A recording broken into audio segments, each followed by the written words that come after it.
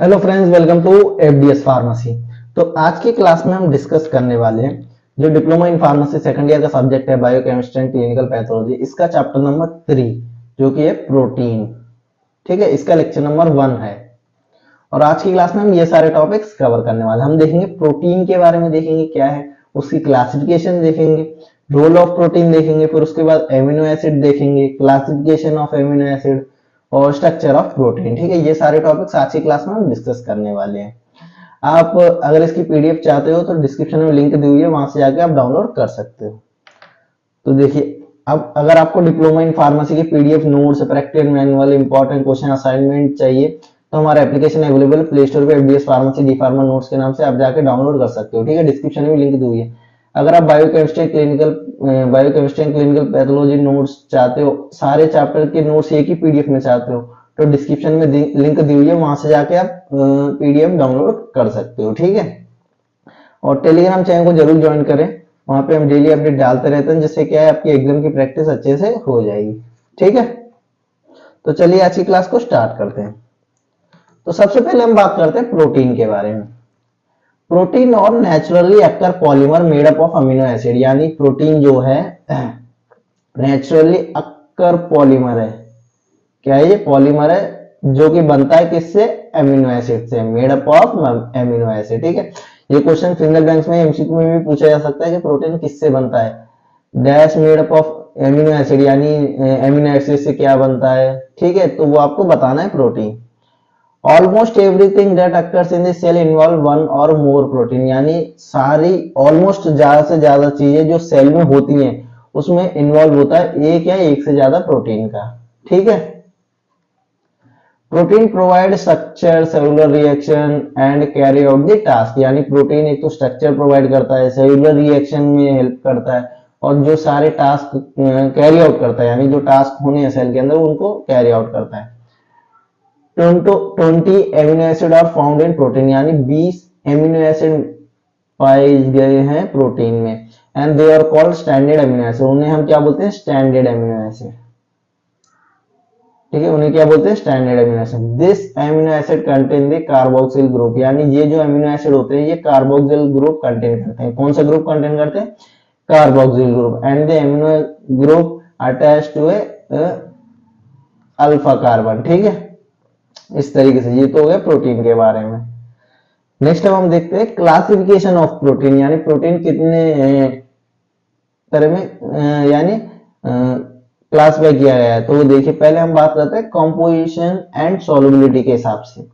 एक तो होते हैं सिंपल प्रोटीन, ठीक है, सेकंड होते हैं कॉन्जुगेटिव प्रोटीन और थर्ड होते हैं डेरिवेटिव प्रोटीन। यानी ये किसके बेसिस पे? कॉम्पोजिशन और सॉल्युबिलिटी के बेसिस पे। सिंपल प्रोटीन की बात करें तो simple protein contain only amino acid, reduce and other intermediately bounded material, जैसे कि एल्बुमिन हो गए, ग्लोबुलेंस हो गए और ग्लोटलिन। ठीक है, ये हो गया किसका? Simple protein. अब वही हम बात करें कॉन्जुगेटिव प्रोटीन का। conjugated protein contain in additional to polypeptide chains and other substance or group which impact characterize properties। ठीक है, एग्जांपल की बात करें तो न्यूक्लियो प्रोटीन हो गया, ग्लाइकोप्रोटीन हो गया, हेमोग्लोबिन हो गई, ठीक है, फोस्फो प्रोटीन हो गए, ठीक है, एक्सेट्रा। ये किसके एग्जांपल है? कॉन्जुगेटिव प्रोटीन की। अब हम बात करें डेरिवेटिव प्रोटीन की। डेरिवेटिव प्रोटीन और derived from the partial two complete hydrolysis, यानी जो डेरिवेटिव प्रोटीन है ये ड्राइव होते हैं partial two complete hydrolysis from the simple और कॉन्जुगेटिव प्रोटीन। ये किससे बनता है? सिंपल प्रोटीन से या कॉन्जुगेटिव प्रोटीन से, by the action of acid के द्वारा, एल्कलाइज के द्वारा या एंजाइम के द्वारा। एग्जांपल की बात करें तो पेप्टोन्स हो गए, पेप्टाइड्स हो गए और प्रोटीनेज एक्सेट्रा। ठीक है, ये एग्जांपल है इसके। तो ये किसके बेसिस पे क्लासिफिकेशन की? Based on composition and solubility के। ठीक है, नेक्स्ट देखते हैं रोल ऑफ प्रोटीन, यानी प्रोटीन का क्या रोल है। Protein perform different role in living system, यानी जो प्रोटीन है ये अलग अलग रोल परफॉर्म करते हैं एक लिविंग सिस्टम में। Protein which catalyse by your chemical reaction और कॉल्ड एंजाइम, यानी जो प्रोटीन होते हैं जो कैटलाइज करते हैं केमिकल रिएक्शन में, जो हेल्प करते हैं उन्हें हम बोलते हैं enzyme. Protein are responsible for transporting of metabolic fructose glucose gases are called transport protein, यानी कुछ ऐसी प्रोटीन होते हैं जो ट्रांसपोर्ट में हेल्प करती है मेटाबॉलिज्म, मेटाबोलाइट्स होते हैं जैसे फ्रक्टोज हो गया, ग्लूकोज हो गया, या गैसेस हो गए, गैसेस में ऑक्सीजन कार्बोक्सिल, इन्हें हम क्या बोलते हैं, ट्रांसपोर्ट प्रोटीन बोलते हैं। क्या बोलते हैं, ट्रांसपोर्ट प्रोटीन। ठीक है, तो एग्जाम में 5 मार्क्स में 3 मार्क्स में जरूर क्वेश्चन पूछा जाता है, write the role of protein, तो आपको ये सारे पॉइंट्स लिखने हैं। Protein which are responsible for the protein from infection and other toxic substance are called antibiotic or deficiency protein, यानी कुछ ऐसे प्रोटीन जो कि रेस्पॉन्स करते हैं इन्फेक्शन से बचाने में या टॉक्सिसिटी सब्सटेंस में, तो उन्हें हम बोलते हैं एंटीबायोटिक प्रोटीन बोल लो या डिफेंसिव प्रोटीन बोल लो। ठीक है, protein which are required to give strength to cells और tissue are called structural protein, यानी जो कुछ ऐसे प्रोटीन होते हैं जो कि स्ट्रेंथ या टिश्यू को या सेल को स्ट्रेंथ प्रोवाइड करते हैं, वो होते हैं structural protein. Protein which are required to carry out mechanical work are called muscles protein, यानी कुछ ऐसे प्रोटीन होते हैं जो कि रिक्वायर्ड होते हैं मैकेनिकल वर्क को कैरी आउट करने में, तो वो होते हैं मसल्स प्रोटीन। ठीक है, ये हो गया रोल ऑफ प्रोटीन। अब हम बात करेंगे एमिनो एसिड के बारे में। तो देखिए, एमिनो एसिड और बिल्डिंग ब्लॉक ऑफ प्रोटीन, यानी जो एमिनो एसिड होता है ये बिल्डिंग ब्लॉक ऑफ प्रोटीन होता है। Amino acid compound that contain and amino group and carboxyl group, यानी एमिनो एसिड वो होता है जो एमिनो ग्रुप और कार्बोक्सिल ग्रुप कंटेन करता है, and the amino group attach to the alpha carbon, जो एमिनो ग्रुप होता है वो अल्फा कार्बन से अटैच होता है। The key element of amino acid और carbon hydrogen oxygen and nitrogen, यानी की एलिमेंट है जो कि अमीनो एसिड के वो है कार्बन हो गया, हाइड्रोजन हो गया, ऑक्सीजन हो गया और नाइट्रोजन हो गया। ठीक, तो इसमें से एमसीक्यू में पूछा जाता है which of the non amino acid element, यानी की एलिमेंट नहीं है तो आपको बताना है। There are 20 amino acid are present in our body, यानी अपने बॉडी में कितने प्रेजेंट होते हैं, 20 amino acid, in which 9 essential and 2 non essential amino acid, उसमें से 9 एसेंशियल और 2 नॉन एसेंशियल एमिनो एसिड होते हैं। अब बात करते हैं क्लासिफिकेशन ऑफ एमिनो एसिड की। तो on the basis of chemical nature पे, मतलब केमिकल नेचर पे बेसिस पे क्लासिफिकेशन करें तो न्यूट्रल एमिनो एसिड होता है, acidic amino acid, basic amino acid, sulphur containing amino acid और एरोमेटिक एमिनो एसिड। ठीक है, ये उनके बारे में लिखा हुआ है। तो क्लासिफिकेशन एग्जाम में पूछा जाता है ज्यादातर, तो आप क्लासिफिकेशन जरूर देखें। न्यूट्रल एमिनो एसिड की बात करें तो the amino acid have equal amount of amino and carboxyl group और कॉल्ड न्यूट्रल एमिनो एसिड, यानी ऐसे एमिनो एसिड जिसमें एमिनो और कार्बोक्सिल ग्रुप जो है वो बराबर होते हैं, तो उन्हें हम बोलते हैं न्यूट्रल एमिनो एसिड। और उसके एग्जांपल है ग्लिसरीन हो गया, एल्कलाइन हो गया। अब बात करें acidic amino acid, the amino acid have negative R group और chain are called acidic amino acid, यानी ऐसे एमिनो एसिड जिनके पास नेगेटिव आर ग्रुप होता है या चेन होती है तो उन्हें हम बोलते हैं एसिडिक एमिनो एसिड। एग्जांपल की बात करें तो एस्पेटिक एसिड और ग्लूटामिक एसिड। हम वहीं बात करें बेसिक एमिनो एसिड की, तो the amino acid have positive R, यानी नेगेटिव हो गया तो वो एसिडिक हो गया, वहीं अगर पॉजिटिव आर ग्रुप है या चेन है तो उसे हम बोलेंगे बेसिक एमिनो एसिड। एग्जांपल की बात करें तो एरिथ्रिन और lysine. Sulphur containing amino acid ये होते हैं, ठीक है, मेथनॉल और सिस्टीन। एरोमेटिक एमिनो एसिड की बात करें तो the amino acid have aromatic ring और कॉल्ड एरोमेटिक एमिनो एसिड, यानी ऐसे एमिनो एसिड जिनके पास एरोमेटिक रिंग होती है तो उन्हें हम बोलते हैं एरोमेटिक एमिनो एसिड, जैसे फेनेप्थिलीन। ठीक है, ये हो गई classification.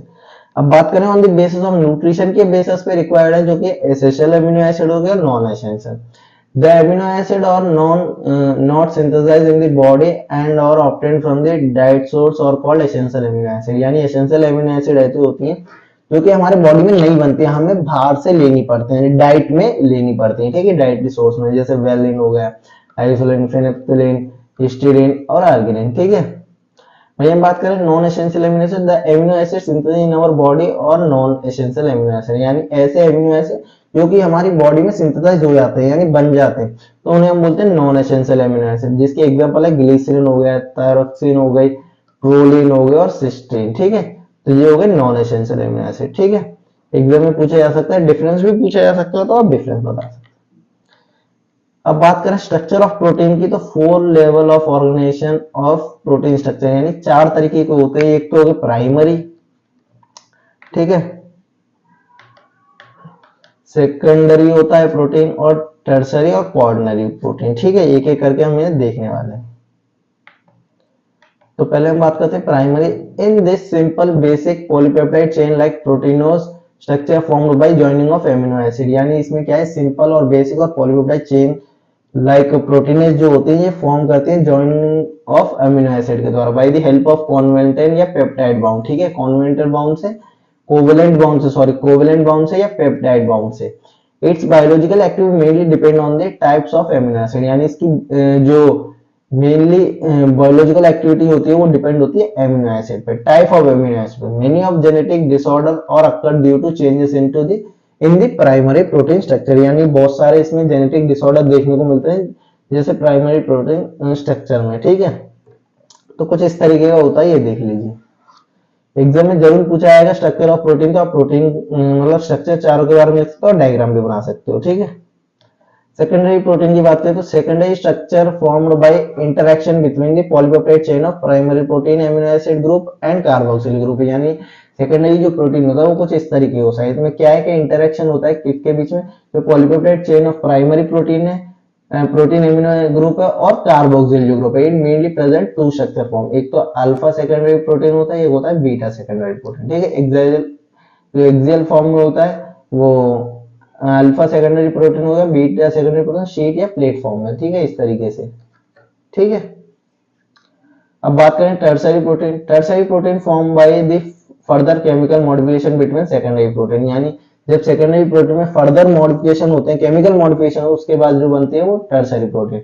It is stabilize due to presence of H bond, ये स्टेबलाइज होती है किसकी वजह से, एच बॉन्ड प्रेजेंट होने की वजह से, इलेक्ट्रोस्टैटिक फोर्स और disulfide bond and van der Waals force की वजह से, ठीक है।